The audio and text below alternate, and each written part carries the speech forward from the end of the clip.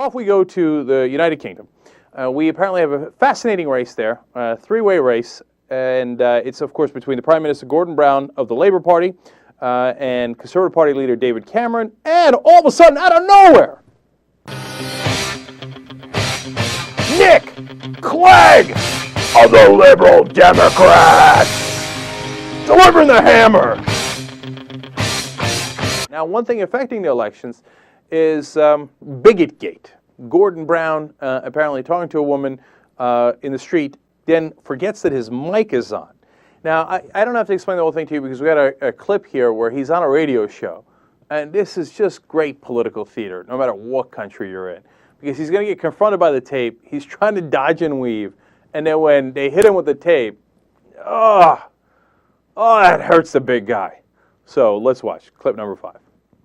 A microphone picked you up saying that was a very bigoted woman. Is that what you said? I apologise if I've said anything like that. Yeah. What I think she was raising with me was an issue about immigration and saying that there were too many people from Eastern Europe in the country. And I do apologise if I've said anything that has been hurtful, and I will apologise to her personally. Someone has just handed me the tape. Let's play it and see if we can hear it. She'll never have put me with that, will I? Whose idea was that? No, I didn't see. It's Sue, I think. It's just ridiculous. I'm not sure they'll go with that one. They will go there. What did she say? Oh, everything. She's just a sort of bigoted woman. Said she used to be a lady. I mean, it's just ridiculous. That is what you said.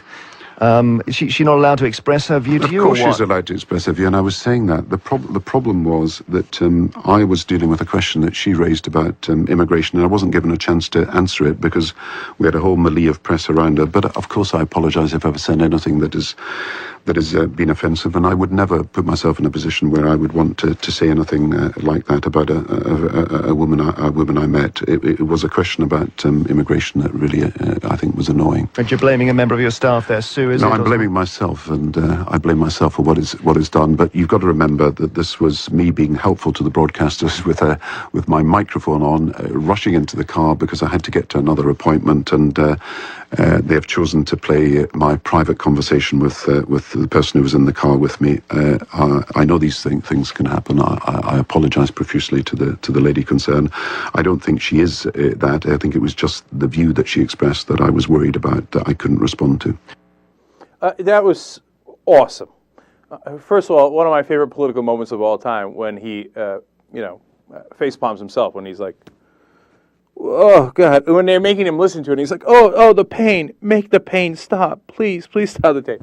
First, he's like, well, if I said that. And they're like, well, here's the tape. And then my second favorite moment is when the person interviewing him is like, that is what you said. It's like great British stutter. That is what you said. So, I was blaming myself. No, you were blaming the staffer. Okay. I found what she said annoying. Well, that's true, right? And her name is Gillian Duffy. She's 65 years old. Before she found out that he had said this about her, she's like, look, I'm still going to vote for Labour. Then she finds out that he said this. She said, well, I'm not voting for Labour anymore. Okay. So that's very understandable, and I know why the controversy exists. But the thing is, Gordon Brown might not be wrong about it. That's the part that bothers me a little bit. I mean, she, in her comments, talked about, all these Eastern Europeans are coming over here. Where are they coming from? Taking jobs, etc. And that's not enough to call her a bigot. But if Gordon Brown's a little concerned that that came off as bigoted, it's not that crazy. It's a fair concern. So, I wouldn't have handled the way Gordon Brown did. I would have been like, look, I shouldn't have said that. That's a voter. And I don't know enough about her, right? But at the same time, I was concerned about that, and I should be concerned about that kind of comment. Boom, there it is. Not, oh my God, oh, please stop the tape. Jesus Christ. And right now, he says he's going to take full responsibility if his party loses. Yeah, I would think so, especially becoming third. So, a bit disastrous on Gordon Brown's part.